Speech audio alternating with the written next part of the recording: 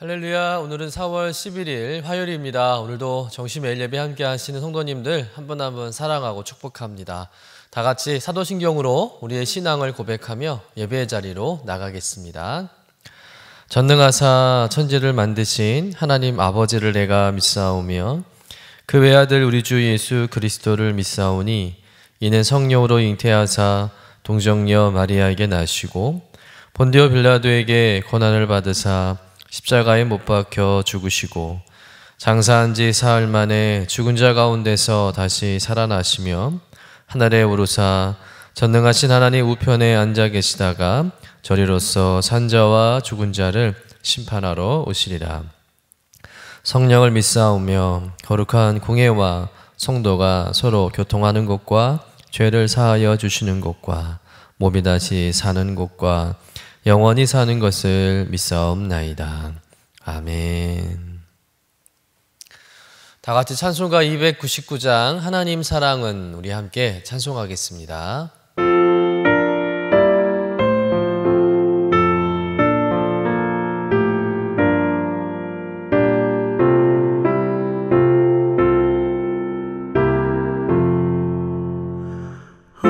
하나님 사랑은 온전한 참 사랑 내 맘에 부어주시사 충만케 하소서. 내 주님 참 사랑 햇빛과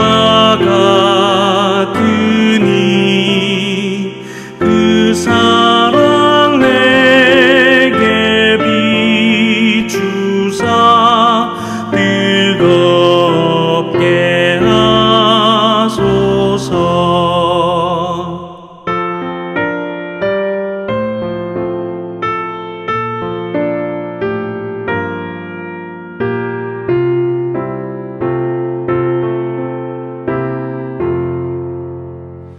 그 사랑 앞에는 풍파도 그치며 어두운 밤도 환하니 그 힘이 크도다. 하나님 사랑은 온전한 참 사랑 내 맘과 영에 채우사 새 힘을 주소서.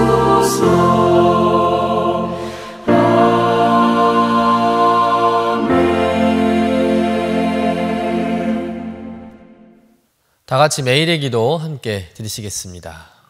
참 평강의 주님, 오늘도 새로운 하루를 주시고 복되게 하시니 감사합니다. 하늘에 속한 자 하나님의 자녀로서의 삶을 권세로 살게 하시며 오직 하나님의 말씀을 즐거워하며 따라 살게 하심을 감사드립니다. 다윗처럼 오직 우리 주님만을 내 앞에 모시고 오직 주님만이 우리의 전부이심을 고백하는 삶이 되게 하시고 그러므로 인해 주님께서 늘 우리의 전부가 되어주심을 경험하고 누리는 삶이 되게 하옵소서. 우리의 가정과 교회를 위해 기도합니다. 일터를 위해 간구합니다. 나라와 민족들을 위해 주님의 은혜를 구합니다. 구원과 치료와 회복의 은혜를 내려주셔서 어그러진 모든 것들이 바로 세워지게 하시고 평화를 이루게 하옵소서. 이제 일상이 된 경건의 일과를 통해서 성령의 충만, 성도의 영화를 이루게 하옵소서. 주님 사랑합니다. 언제나 자기 눈동자와 같이 우리들을 사랑하시는 주 예수 그리스도의 이름으로 기도드립니다. 아멘. 오늘 우리에게 주시는 하나님의 말씀은 사무엘하 1장 17절부터 27절까지의 말씀입니다. 함께 받들어 읽겠습니다. 다윗이 슬픈 노래로 사울과 그의 아들 요나단을 조상하고 명령하여 그것을 유다 족속에게 가르치라 하였으니 곧 활노래라 야살의 책에 기록되었으되 이스라엘아 내 영광이 산 위에서 죽임을 당하였도다. 오호라 두 용사가 엎드러졌도다.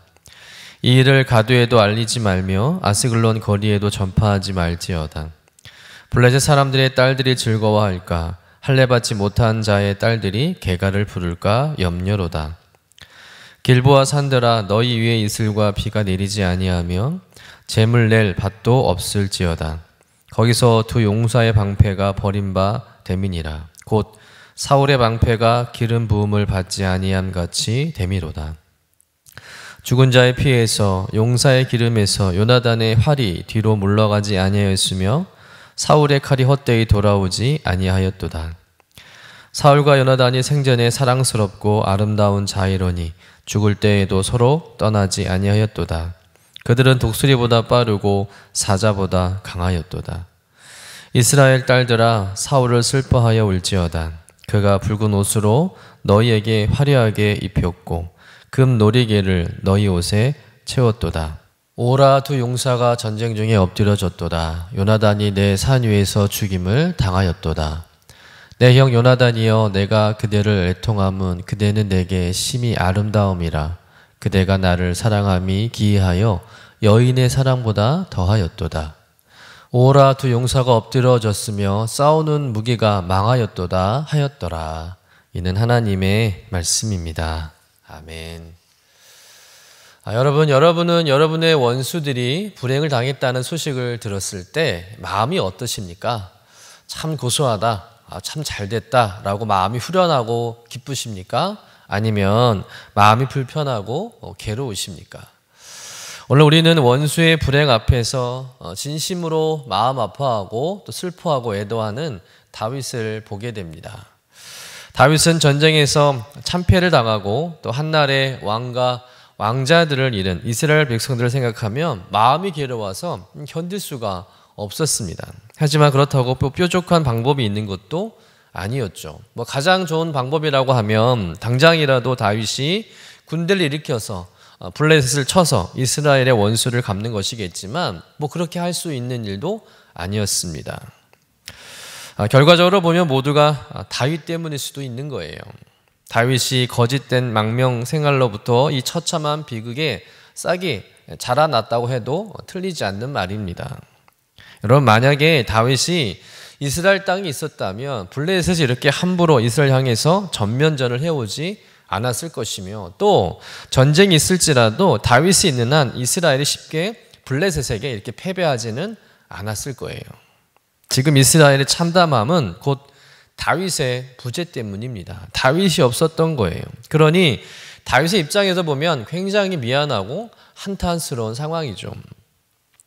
그렇다고 해서 다윗이 할 수 있는 것은 아무것도 없었습니다. 하지만 지금 다윗이 할 수 있는 유일한 한 가지가 있었습니다. 그것은 왕과 동족들을 잃은 이스라엘 백성들을 진심으로 위로하는 일이었다는 것이죠.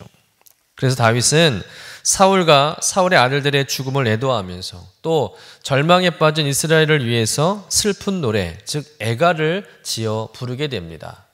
그 노래가 일명 활의 노래라는 거예요.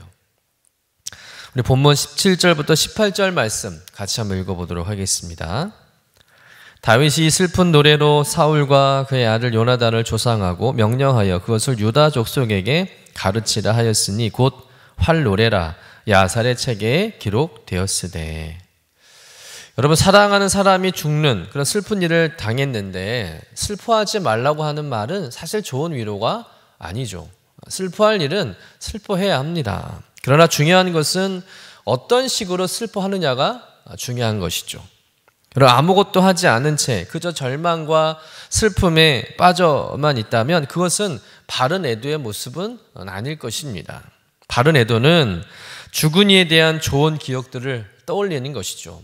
또 그를 사랑하고 또한 앞으로의 남은 날에 대한 의지와 힘으로 슬픔과 낭망을 이겨내는 것인 줄로 믿습니다. 여러분, 우리보다 먼저 죽어간 분들이 우리에게 바라는 모습은 어떤 모습일까요? 그저 슬픔에 쌓여서 눈물만 흘리는 그런 삶이 아니라 자신의 몫까지 대신해서 힘있게 당당하게 또 용기 있게 살아내주는 모습이라고 생각합니다. 오늘 다윗은 그런 심정으로 노래를 지었다는 거예요. 이스라엘의 큰 패배와 충격을 인간적인 생각이 아니라 하나님의 섭리로 해석하고 또 이스라엘이 당한 슬픔과 이 비참함을 오히려 위로와 회복과 용기로 바꿔내는 노래였다는 거예요. 자, 그렇다면 오늘 다윗의 슬픈 노래 속에는 어떤 내용이 담겨져 있을까요? 먼저 우리 사무엘상 1장 19절 말씀을 다시 한번 같이 읽어보도록 하겠습니다. 이스라엘아 내 영광이 산 위에서 죽임을 당하였도다. 오라 두 용사가 엎드러졌도다. 이스라엘의 영광이 산 위에서 죽었다라는 말은 뭐냐면 사울과 요나단이 이스라엘 영광을 위해서 끝까지 싸운 영웅이라는 의미겠죠. 그리고 이것은 사실입니다. 요나단은 말할 것도 없겠지만 사울 역시 비록 다윗을 뒤쫓느라 많은 힘을 낭비하긴 했지만 사울 역시 블레셋으로부터 이스라엘을 지키기 위해서 최선을 다해서 싸웠다는 거예요. 사울의 죽음이 조금 아쉬울 뿐이지 사울과 요나단은 자신들의 목숨을 아끼지 않고 조국 이스라엘 지키기 위해서 그들은 최선을 다해서 싸웠던 것입니다. 그래서 다윗은 가장 먼저 그들의 충심과 최선을 칭찬하고 칭송하는 노래를 지었다는 거예요. 사울과 요나단이야말로 진정한 이스라엘의 영웅이라는 것이죠. 이어서 다윗은 길보아 산을 저주합니다. 우리 21절 말씀 같이 읽어보도록 하겠습니다. 길보아 산들아 너희 위에 이슬과 비가 내리지 아니하며 재물 낼 밭도 없을지어다. 거기서 두 용사의 방패가 버린 바 됨이니라. 곧 사울의 방패가 기름 부음을 받지 아니함 같이 됨이로다. 지금 다윗은 길보아 산을 저주하고 또 사울의 방패를 저주하고 있습니다. 여러분 길보아 산은 사울과 요나단이 죽은 장소이고 또 이 방패는 사울의 죽음을 막지 못한 무기이죠. 여러분 왜 다윗이 지금 이 길보아 산을 저주하고 이 사울의 방패를 원망하는 것일까요? 이것은 다윗이 슬픈 감정으로 인해서 하나님을 원망하지 않기 위해서라는 거예요. 여러분 우리가 어떤 어려움을 당했을 때 또 더 이상 견딜 수 없는 너무 힘든 그런 상황에 있을 때 하나님을 원망하기보다는 사물을 원망하는 것이 더 좋은 선택이라는 것을 믿으시길 간절히 축원합니다. 이거 어쩌면 이것이 다윗이 하나님 앞에서 입술을 지켜냄으로 인해서 범죄하지 않게 된 지혜라는 거예요. 욥도 보면 자신이 겪는 그 극한 고난 앞에서 그는 하나님을 저주하기보다는 다른 것을 저주합니다. 욥기에서 3장 1절 말씀을 보면 그 후에 욥이 입을 열어 자기의 생일을 저주하니라. 이런 말씀이 있습니다. 지금 욥은 그 극한 고난의 상황에서 하나님을 저주하고 싶은 마음이 가득한 거예요. 그러나 하나님을 저주하기보다는 자신의 생일을 저주합니다. 이것은 끝까지 욥이 입술로 범죄하지 않기 위한 간절한 몸부림이었다는 거예요. 그 극한 고난의 상황에서 하나님도 도저히 이해할 수 없는 그런 상황에서도 욥은 하나님을 욕하고 저주하느니 차라리 자신의 생일을 저주하는 것이 낫다고 생각한 것이죠.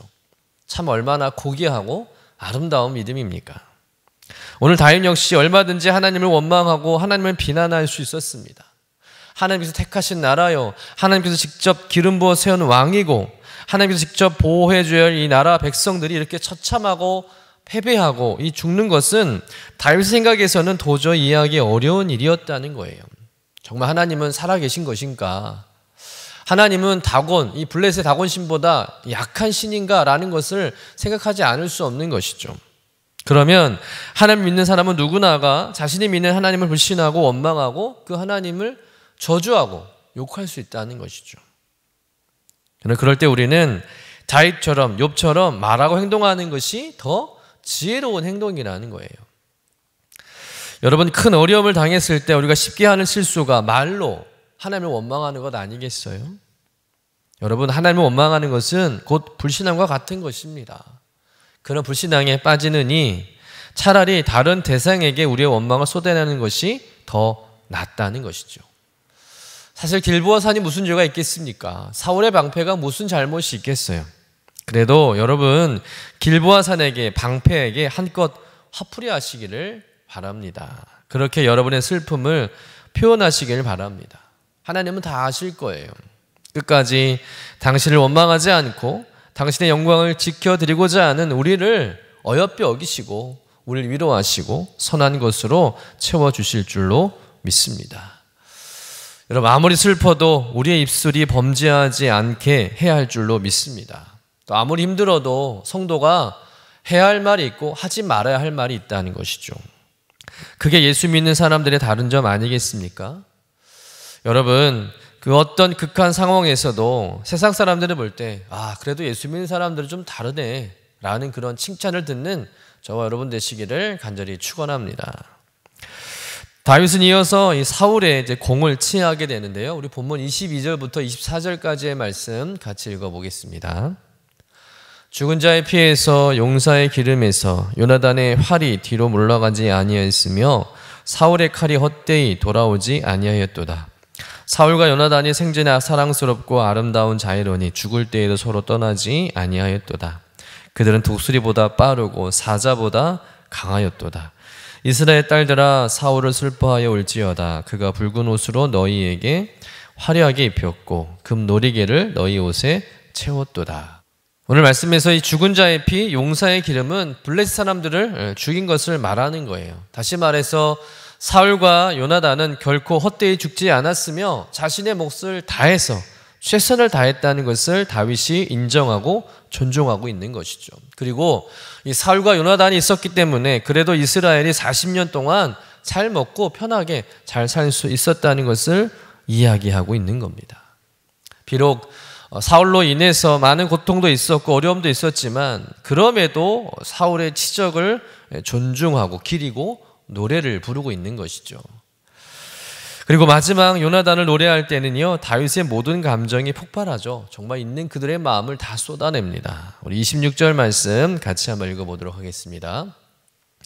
내 형 요나단이여, 내가 그대를 애통함은 그대는 내게 심히 아름다움이라. 그대가 나를 사랑함이 기이하여 여인의 사랑보다 더하였도다.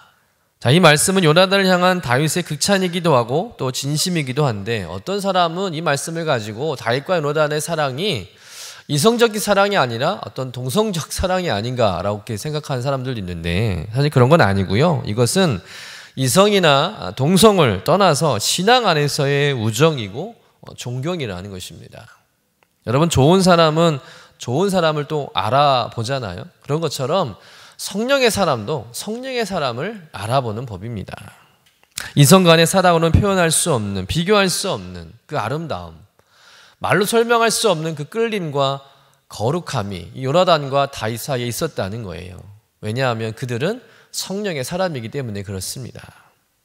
여러분, 여러분들도 주변에 믿는 분들을 통해서 이런 감정 느껴보신 적 없으십니까?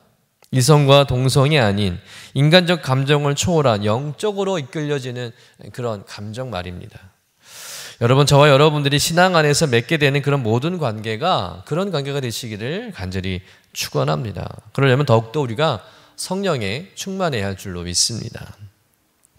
이제 말씀을 정리하려고 합니다. 이 활의 노래, 이 노래에서 다윗이 요나단을 노래하고 추모하는 것은 우리가 이해하기 쉽죠. 그러나 사울은 좀 애매합니다. 사울은 어떤 사람입니까? 사울은 다윗의 장인 어른이자 또 자기 아내를 강제로 다른 사람에게 보낸 사람이죠.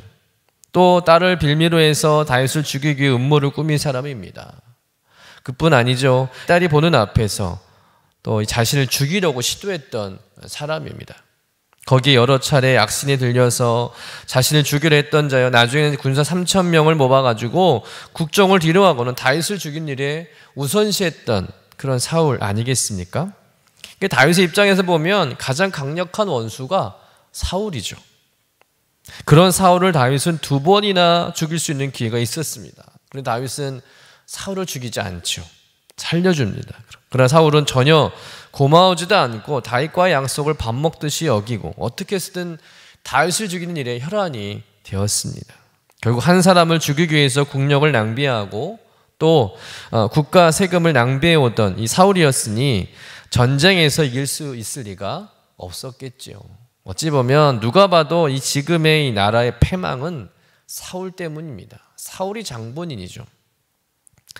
그런데도 지금 다윗은 어떻게 하고 있습니까? 사울의 죽음을 가장 기뻐해야 할 다윗이 그 사울의 죽음을 누구보다도 슬퍼하고 애도하고 있다는 거예요. 애도만이 아닙니다. 오늘 말씀에 보면 그의 용맹과 미덕을 기리고 단 한마디도 사울의 단점이나 흠을 언급하지 않는다는 거예요. 다윗의 노래에는 사울과 요나단 그들의 치적과 용맹함만이 가득하게 기록되어 있습니다. 그리고 이 노래를 유다 지파가 그리고 이제 통일왕국에서는요 이스라엘 모든 백성들로 하여금 부르게 해요. 그런데 여러분 이 노래를 부르면서 유다 백성들이 이스라엘 백성들이 또 오늘 우리가 무엇을 기억하게 될까요? 사울의 용맹함, 사울의 고매한 인품, 사울의 영웅적 행위를 우리가 기억하게 될까요? 그렇지 않죠.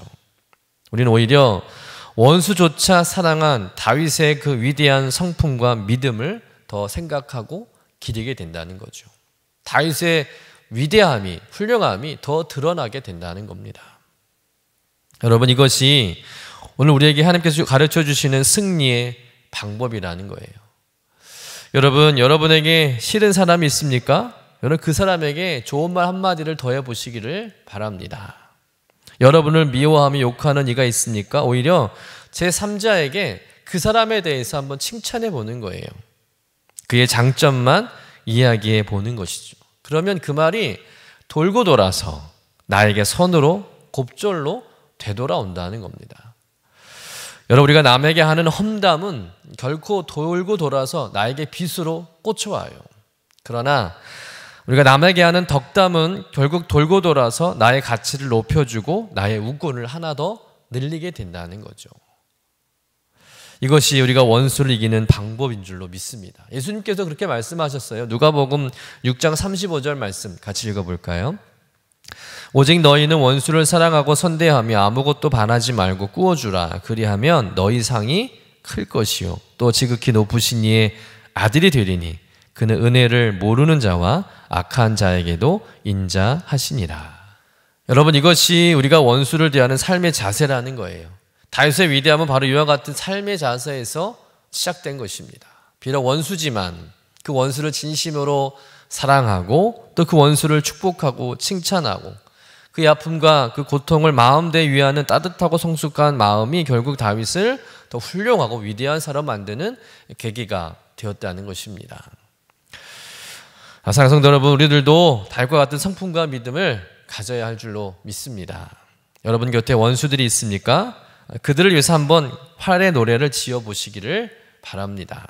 노래가 어려우면 여러분 글을 한번 써보시길 바랍니다. 정말 한 줄 쓰기가 쉽지 않으실 것입니다. 그럼에도 그의 실수와 부족함 속에서도 여러분 긍정적인 면을 찾아서 써보는 거예요. 그러면서 그렇게 노래를 짓는 것이 얼마나 어려운 일인지 원수를 기리며 칭송하는 이 다윗의 신앙의 수준을 다시 한번 더 생각해 보게 될 것이고 우리 또한 다윗의 이 아름다운 성품과 믿음을 닮아가게 될 줄로 믿습니다. 또 그런 삶을 살아가는 우리들을 하나님이 더 높여 주실 줄로 믿습니다. 오늘 하루도 내 감정과 기분대로 행동하고 말하는 삶이 아니라 다윗처럼 원수까지도 사랑하고 또 칭송해주고 또 그를 위해 기도해 줄 수 있는 선하고 아름다운 하나님의 사람으로 살아가시는 저와 여러분 되시기를 주님의 이름으로 간절히 축원합니다. 기도하겠습니다. 주님, 사울과 요나단을 위한 다윗의 이 활의 노래를 배우면서 오늘 나의 삶을 돌아보게 하시니 감사드립니다. 남들처럼 헐뜯고 비난하고 또 내가 당했으니 내가 당한 만큼 갚아주겠다는 심정으로 내 감정으로 살았던 것을 회개합니다. 그러한 모습이 하나님의 자녀된 삶의 모습이 아님을 알면서도 또 그렇게 살았던 것을 부끄럽게 여기게 하시고 이제부터라도 긍정적인 말로 상대를 칭찬하고 높이게 하여 주옵소서. 내가 높인 상대가 높아지는 만큼 또 그를 높인 내가 높아질 줄로 믿습니다. 하나님은 다 아시고 또 반드시 손으로 갚아주실 줄로 믿습니다. 또한 다윗처럼 인생에서 직면하게 되는 수많은 상실감과 또 뼈저린 슬픔을 만날 때 그저 슬퍼하고만 있는 것이 아니라 하나님의 손길 또 하나님의 주권 가운데 그 슬픔을 승화시킬 줄 아는 지혜로운 성도 되게 하여 주시옵소서. 그래서 어떤 상황에서도 주님에 대한 신뢰와 믿음으로 그 슬픔들, 어려움들 잘 극복해 나갈 수 있도록 인도하여 주시옵소서. 감사드리며 거룩하신 예수님의 이름으로 기도드립니다. 아멘. 하늘에 계신 우리 아버지여, 이름이 거룩히 여김을 받으시오며 나라가 임하시오며 뜻이 하늘에서 이루어진 것 같이 땅에서도 이루어지이다. 오늘 우리에게 일용할 양식을 주시옵고 우리가 우리에게 죄 지은 자를 사하여 준 것 같이 우리의 죄를 사하여 주시옵고 우리를 시험에 들게 하지 마시옵고 다만 악에서 구하시옵소서. 나라와 권세와 영광이 아버지께 영원히 있사옵나이다. 아멘.